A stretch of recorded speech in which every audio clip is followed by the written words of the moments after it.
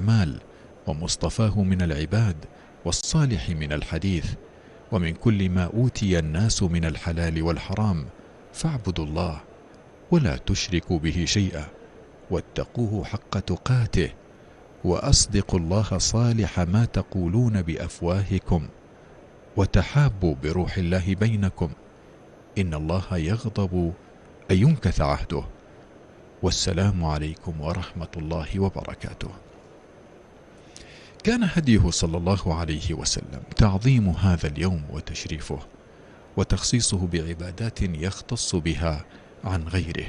إخوتنا الكرام في كل مكان، ما هي إلا لحظات يسيرة ونستمع وإياكم إلى خطبة جمعة هذا اليوم المبارك الأول من شهر صفر لعام 1442 للهجرة النبوية الشريفة، على صاحبها أفضل صلاة وأتم تسليم. ونحن معكم في هذا اليوم المبارك في قناة السنة النبوية من المملكة العربية السعودية.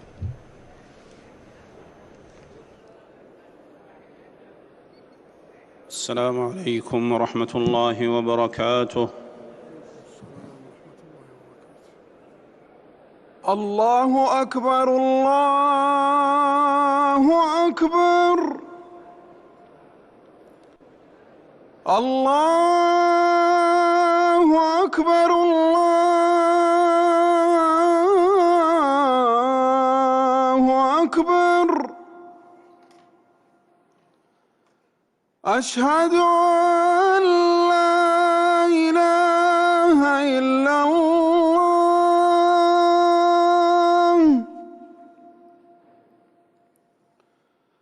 أشهد أن لا إله إلا الله،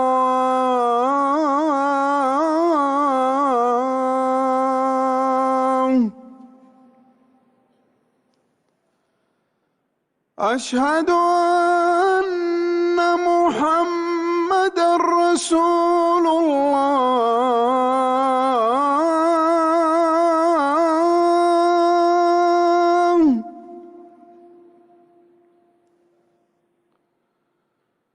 أشهد أن محمدًا رسول الله.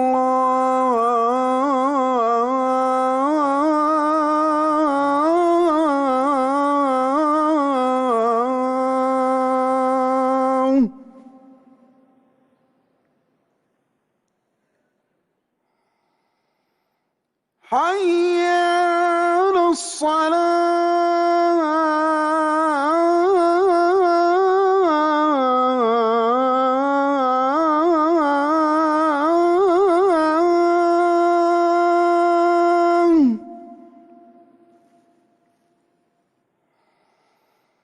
حي على الصلاة.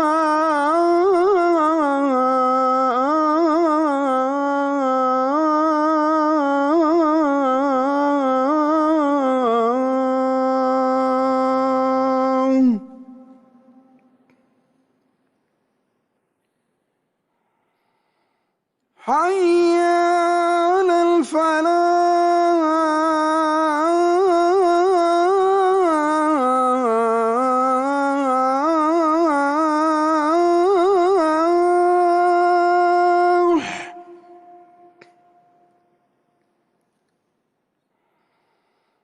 حي على الفلاح.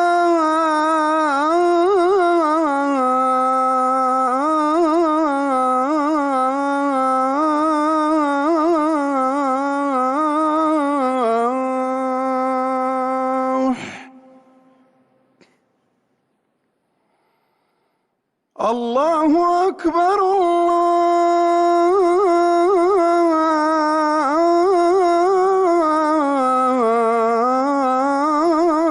الله أكبر. لا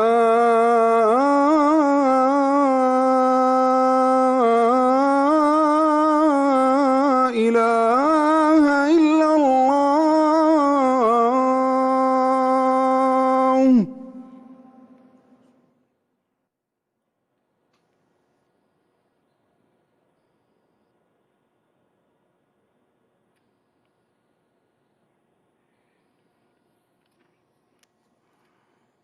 الحمد لله آوى من إلى لطفه لا شريك له، داوى بإنعامه من يئس من أسقامه الطب والدواء.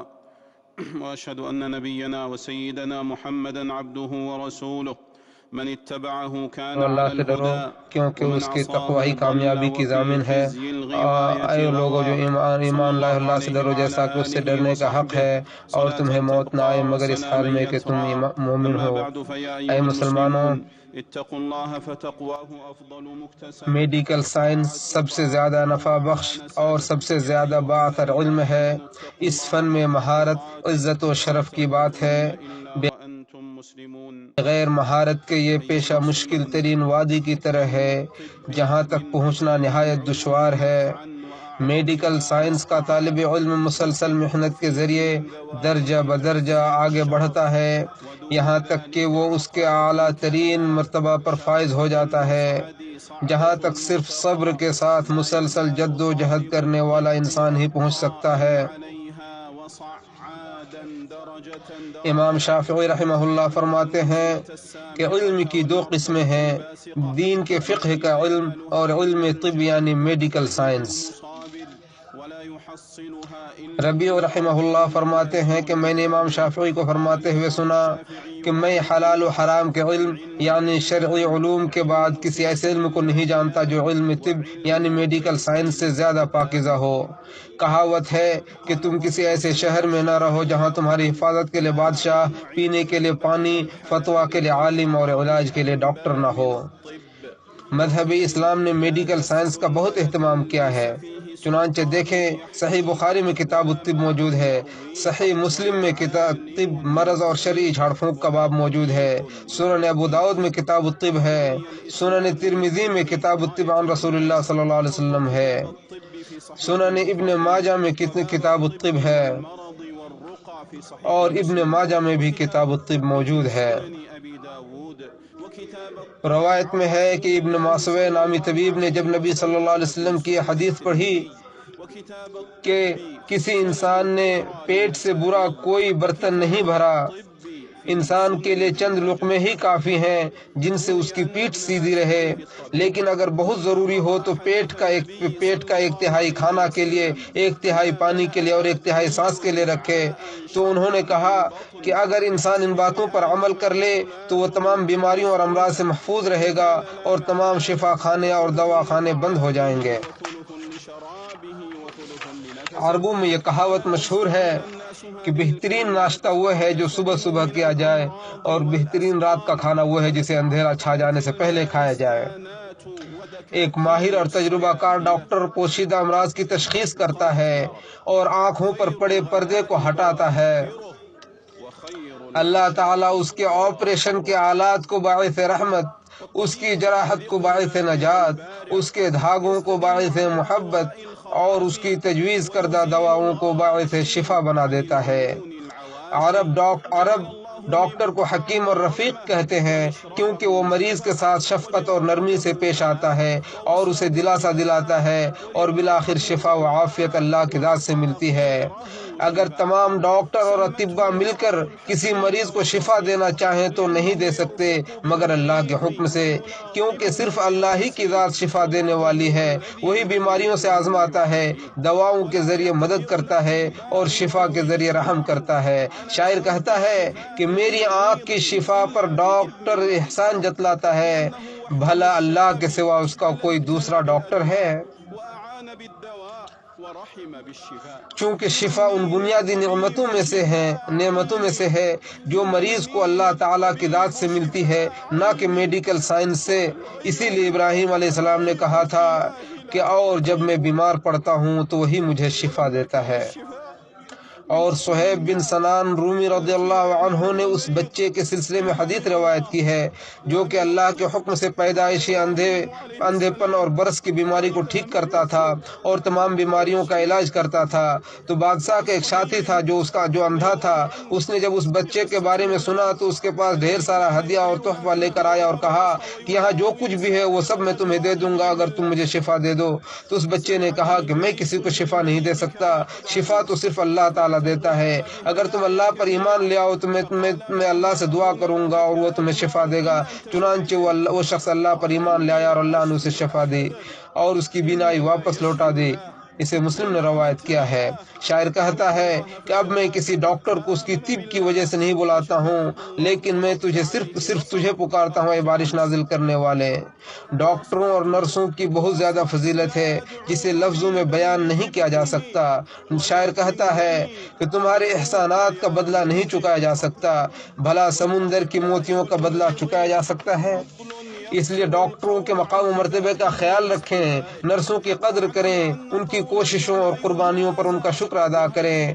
یہی وہ لوگ ہیں جو دوسروں کو موت کے پنجوں سے اور کورونا کی وبا سے محفوظ رکھنے کے لیے کسی شکوہ اور تھکاوٹ کے بغیر مضبوط ڈھال بن جاتے ہیں۔ شاعر کہتا ہے کہ ان کی اچھی تعریف سے اچھی خوشبو پھیلتی ہے جسے ہر جگہ محسوس کی جا سکتی ہے۔ ہم نے ان کی تعریف کی اور ان کی خوبیوں کی تعریف میں کوئی بات نہیں چھوڑی۔ تعریفی نظم آپ جیسے لوگوں کے لیے بہت پاکیزہ ہیں۔ آپ لوگوں کی خوبیاں میں کیا بیان کروں؟ اے ڈاکٹرو، میں آپ لوگوں کی خوبیاں میں کیا بیان کروں؟ آپ لوگوں نے مریضوں کو اپنے بچوں پر ترجیح دی۔ محبت اور ایثار آپ لوگوں کی پہچان ہے۔ اے مسلمانوں، علاج کرانا مستحب ہے، اور اگر علاج نہ کرانے سے ہلاکت کا خوف ہو تو پھر علاج کرانا واجب ہے۔ اسامہ بن شریک رضی اللہ عنہ سے روایت ہے کہ رسول اللہ صلی اللہ علیہ وسلم نے فرمایا کہ اللہ کے بندو علاج کراؤ، کیونکہ اللہ تعالیٰ نے کوئی بیماری نہیں پیدا کی مگر اس کی شفا بھی پیدا کی ہے سوائے بڑھاپے کے اور موت کے۔ اسے احمد اور اصحاب سنن نے روایت کیا ہے۔ جب اللہ کا آخری فیصلہ آ جاتا ہے اور طے شدہ مدت ختم ہو جاتی ہے تو تمام دوائیں بیکار اور تمام کوششیں ناکام ہو جاتی ہیں۔ شاعر کہتا ہے کہ ہم سے پہلے بہت سے محبوب لوگ ہم سے جدا ہو گئے اور موت کی بیماری نے تمام ڈاکٹروں کو تھکا دیا۔ کتنے ہی ایسے بیمار ہیں جنہیں موت نہیں آتی لیکن ان کا علاج کرنے والے اور ان کی عیادت کرنے والے مر گئے۔ ڈاکٹر جب تمہارا نبض اور ہاتھ پکڑتا ہے تو کہتا ہے کہ تمہاری شفا میرے پاس ہے۔ اگر ڈاکٹر بیماری کی دوا جانتا تو موت کو واپس لوٹا دیتا اور مریض حالت نزاع کی شدتوں کو نہیں جھیلتا۔ جب ہم بیمار ہوتے ہیں تو دوا کے ذریعے سبب تلاش کرتے ہیں، لیکن کیا موت سے کوئی دوا شفا دے سکتی ہے؟ ہم ڈاکٹر کا انتخاب کرتے ہیں، لیکن کیا ڈاکٹر تقدیر کے فیصلے کو ٹال سکتا ہے؟ ہماری سانسیں محض حساب ہیں اور ہماری حرکتوں کو بالآخر فنا ہونا ہے۔ اے مسلمانوں، ڈاکٹر کی ذمہ داری ہے کہ وہ مریض کی حوصلہ افزائی کرے، اسے تندرستی کی امید دلائے، اس کے ساتھ نرمی سے بات کرے، اس کے ساتھ دل لگی اور نرمی کا برتاؤ کرے، اس کا خوف اور گھبراہٹ دور کرے اور اسے سکون و اطمینان دلائے۔ کہا جاتا ہے کہ ڈاکٹر کی نرمی آدھا علاج ہے۔ مریض کے سامنے مسکرانے اور اسے خوش کرنے کا بہت زیادہ اثر ہوتا ہے اور اس کے فوائد ہم سے مخفی نہیں ہیں۔ اس کے برعکس تند خو اور سنگ دل ڈاکٹر تیز و تند ہوا کی مانند مریض کے سامنے سے گزرتا ہے، جس سے اس کی امیدیں ٹوٹ جاتی ہیں، اور جو ڈاکٹر کسی تمہید اور نرمی کے بغیر مریض کو اس کے مرض سے ڈراتا ہے تو وہ مزید مٹی پلید کر دیتا ہے اور بیماری میں اضافہ کر دیتا ہے۔ اسی طرح ڈاکٹر کو چاہیے کہ وہ صبر سے کام لے، مریض کے حقوق کا خیال رکھے، زخم کی مرہم پٹی کرے، اور جس مریض کے اعضاء و جوارح کمزور ہو گئے ہیں اور وہ بیماریوں میں مبتلا ہے اس کے ساتھ نرمی کا برتاؤ کرے۔ اے ڈاکٹروں، اپنے مریض کو درد و الم کی تنگی سے نکال کر امید کی وسعتوں میں اور تنگی و پریشانی سے نکال کر کشادگی کے ماحول میں ڈال دیں۔ اسی طرح ڈاکٹر کو چاہیے کہ وہ مریض کو خود اپنی جگہ پر رکھے، اس کی عزت و آبرو اور راز کی حفاظت کرے، اس کے عیب کی پردہ پوشی کرے اور اس کے ایسے عوارض کو دوسروں سے بالکل بیان نہ کرے جس سے ان کو نقصان پہنچنے کا اندیشہ ہو، اور علاج کی ضرورت کے بغیر اس کی شرمگاہ کو نہ کھولے۔ اسی طرح ایک ڈاکٹر کی ذمہ داری ہے کہ وہ مرض کی تشخیص اور دوا کی تجویز میں غور و فکر اور سنجیدگی سے کام لے اور مشکوک معاملات میں مشورہ کرے اور جلد بازی سے گریز کرے اور جس چیز میں مہارت نہ ہو وہ کام نہ کرے۔ جس کے پاس میڈیکل سائنس کا علم نہ ہو اور نہ اس میں مہارت اور قدرت ہو تو ایسے نیم حکیم کے لیے میڈیکل پریکٹس کرنا حرام ہے۔ ایسا نیم حکیم اگر میڈیکل پریکٹس کرتا ہے تو وہ لوگوں کو دھوکہ دیتا ہے اور اپنی جہالت سے لوگوں کی جان برباد کرتا ہے اور جان بوجھ کر غلط علاج کے ذریعے مریض کو نقصان پہنچانے کی کوشش کرتا ہے۔ لہذا ایسے شخص کو سزا دینا اور اس سے نقصان کی بھرپائی کروانا ضروری ہے۔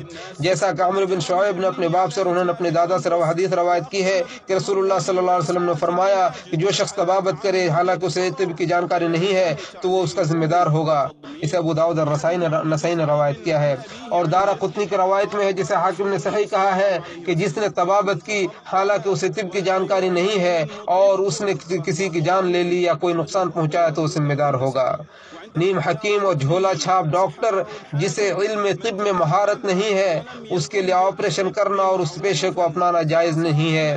پھر بھی اگر وہ پریکٹس کرتا ہے تو وہ گنہگار، مجرم اور ظالم ہوگا اور اپنی غلطیوں کا ذمہ دار ہوگا۔ اگر پیشہ ور ڈاکٹر بھی کوئی جرم کرے یا ایسی غلطی کرے جو اس جیسے لوگوں سے عموماً نہیں ہوتی ہے یا کوئی کمی یا کوتاہی کرے تو وہ بھی ذمہ دار ہوگا۔ خطابی رحمہ اللہ فرماتے ہیں کہ مجھے اس سلسلے میں کسی کے اختلاف کا علم نہیں ہے کہ اگر کسی ڈاکٹر کی زیادتی کی وجہ سے مریض مر جائے تو وہ اس کا ذمہ دار ہوگا اور بغیر علم کے کسی پیشہ یا کام کو اپنانے والا ظالم ہے اور اگر اس نے اور اس کے عمل کی وجہ سے کسی کی جان چلی جائے تو اسے دیت دینی پڑے گی۔ نیم حکیم موت کا باعث ہے جو لوگوں میں خوف پھیلاتا ہے اور ہلاکتوں کا سبب بنتا ہے۔ شاعر کہتا ہے جب کرپشن کے ساتھ زخم کا علاج کیا جائے گا تو ڈاکٹر کی کمی واضح ہو جائے گی۔ اسی طرح ڈاکٹر کے لیے جائز نہیں ہے کہ وہ مریض کے لیے ایسی دوائیں لکھے جن کی اسے ضرورت نہیں ہے۔ اسی طرح بیماری کی تحقیق کے بغیر محض گمان اور اندازے کی بنیاد پر مریض کو انجیکشن لگانا یا ڈرپ چڑھانا حرام ہے۔ بیماری کا علاج اندازہ اور گمان سے نہیں کیا جاتا کیونکہ علاج کا مقصد صرف بیماری کو دور کرنا نہیں ہوتا بلکہ اس کا مقصد یہ ہوتا ہے کہ بیماری کو ایسے پرامن طریقے سے ختم کیا جائے کہ اس کی جگہ کوئی دوسری بیماری یا بڑی پریشانی پیدا نہ ہو۔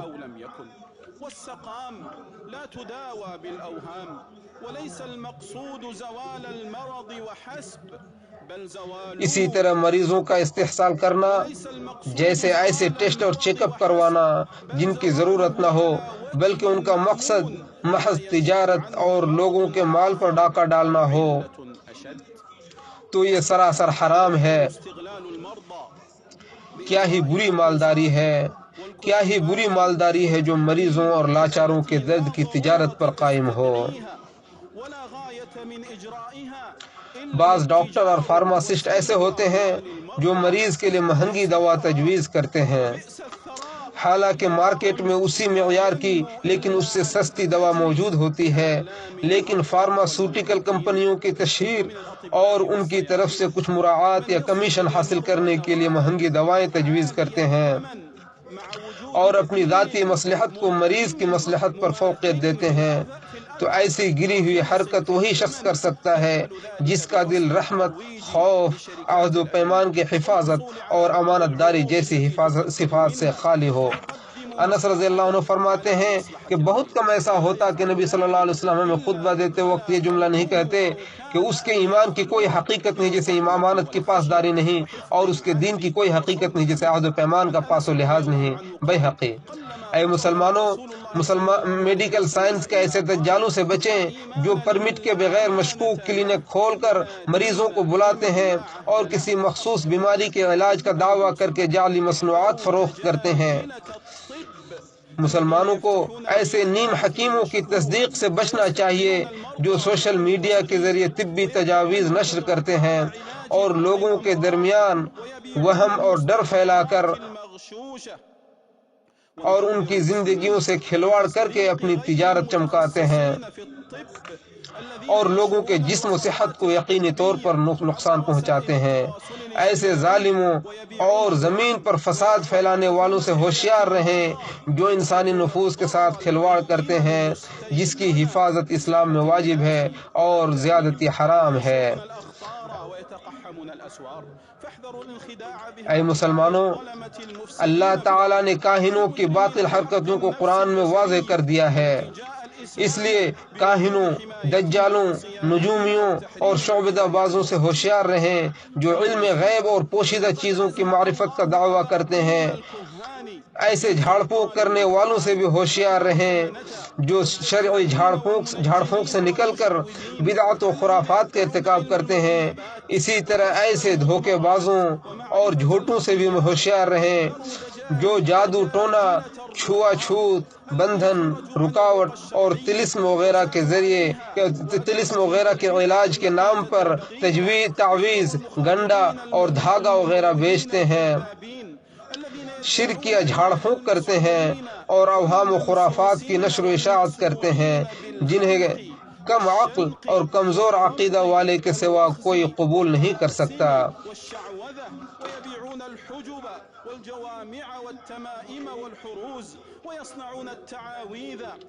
عمران بن حسین رضی اللہ عنہ سے روایت ہے کہ نبی صلی اللہ علیہ وسلم نے فرمایا کہ وہ شخص ہم میں سے نہیں ہے جو بد فعلی لے یا جس کے لیے شگون نکالا جائے، جو جادو کرے یا جس کے لیے جادو کیا جائے، جو گرہ لگائے یا جس کے لیے گرہ لگایا جائے، اور جو شخص کسی جوتشی کے پاس جائے اور اس کی باتوں کی تصدیق کرے تو گویا اس نے محمد صلی اللہ علیہ وسلم کی شریعت کا انکار کیا۔ اسے بزار نے روایت کیا ہے۔ جو شخص ان دجالوں کے پاس جاتا ہے وہ بھی ان کے گناہ میں برابر کا شریک ہے، کیونکہ ان کے پاس جا کر وہ ان کی تعداد بڑھاتا ہے اور ان کی باطل چیزوں کو فروغ دیتا ہے۔ ایسے خبیث ٹھکانوں کے بارے میں پولیس کو اطلاع دینا واجب ہے اور ایسے لوگوں کی پردہ پوشی اور ان کے بارے میں خاموشی حرام ہے۔ شاعر کہتا ہے یہ ہمارے لیے آسان ہے کہ ہمارے جسم میں تکلیف ہو لیکن ہماری عزتیں اور عقل محفوظ رہیں۔ میں نے کہا اور آپ نے سنا، اور میں اللہ تعالیٰ سے اپنے لیے، آپ کے لیے اور تمام مسلمانوں کے لیے ہر گناہ اور لغزش سے مغفرت طلب کرتا ہوں۔ آپ بھی اسی سے مغفرت طلب کریں، یقیناً وہ توبہ کرنے والوں کو معاف کرنے والا ہے۔ أقول ما تسمعون وأستغفر الله لي ولكم ولسائر المسلمين من كل ذنب وخطيئة فاستغفروه إنه كان للأوابين غفورا.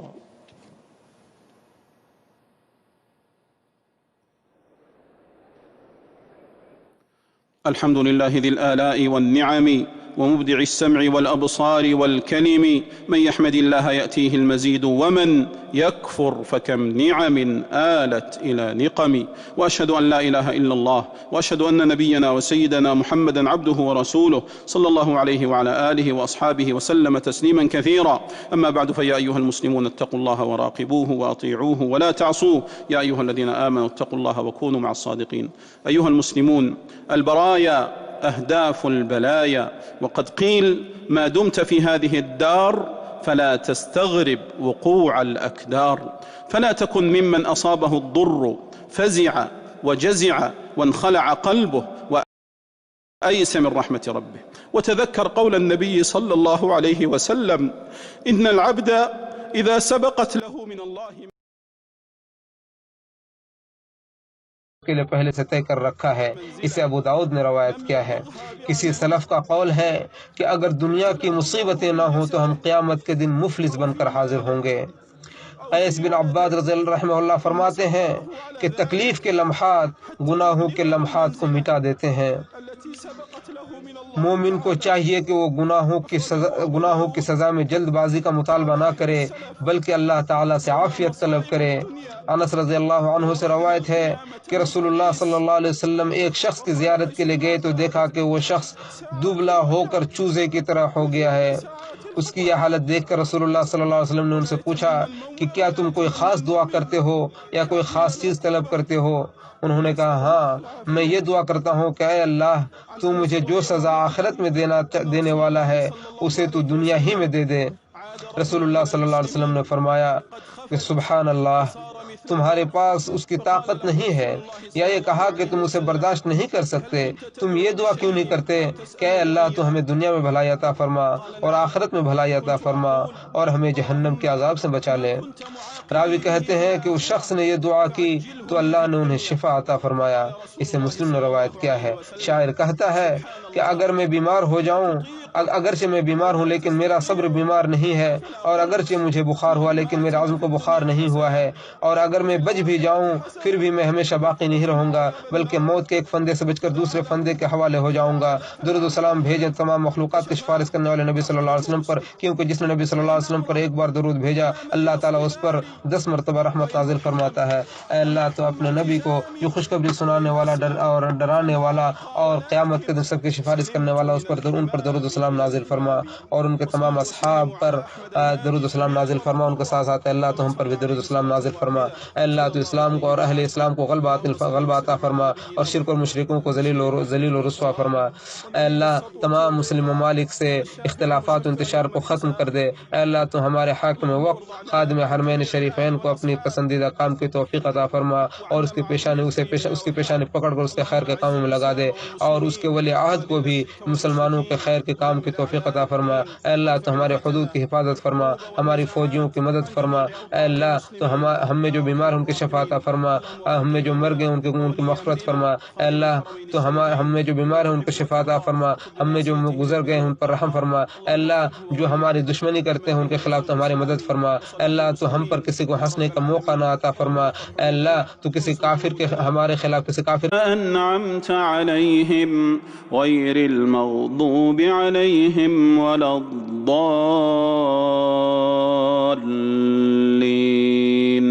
آمين.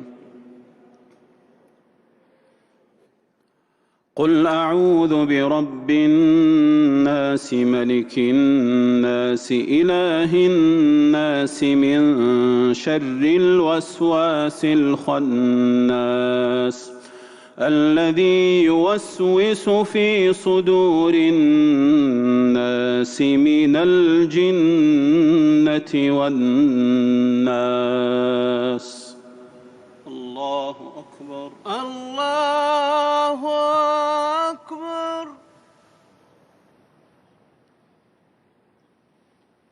سمع الله لمن حمده. ربنا ولك الحمد.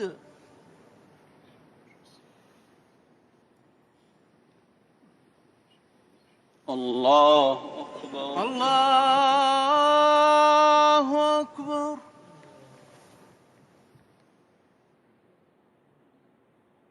الله أكبر. الله أكبر.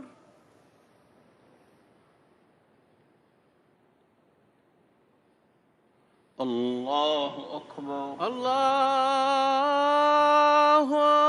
أكبر. الله أكبر. الله أكبر.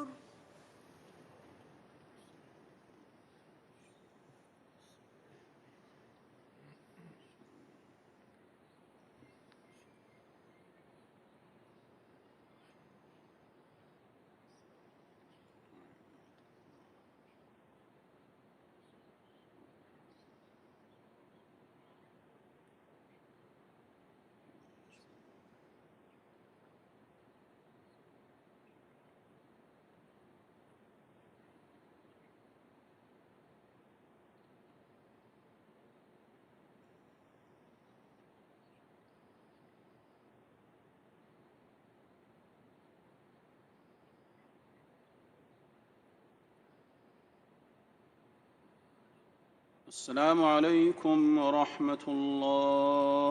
السلام عليكم ورحمة الله. السلام عليكم ورحمة الله. السلام عليكم ورحمة الله.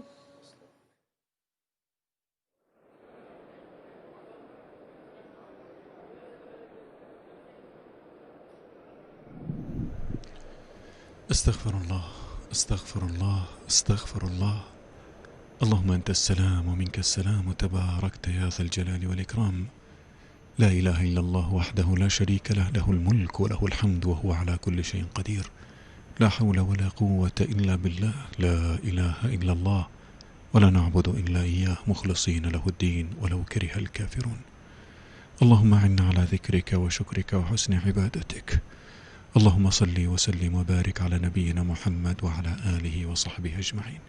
هكذا إخوتنا الكرام في كل مكان قضيت هنا في مسجد رسول الله صلى الله عليه وسلم شعائر صلاة الجمعة لهذا اليوم المبارك الأول من شهر صفر لعام 1442 للهجرة النبوية الشريفة. وقد أما المصلين إمام وخطيب المسجد النبوي الشريف فضيلة الشيخ صلاح بن محمد البدير. نسأل الله تعالى أن يتقبل منا ومنكم صالح الأعمال. إخوتنا الكرام، في نهاية هذا البث الحي المباشر هذه تحية الزملاء فريق العمل في قناة السنة النبوية، تقدمه المخرج محمد حمدان. تحية طيبة، والسلام عليكم ورحمة الله وبركاته.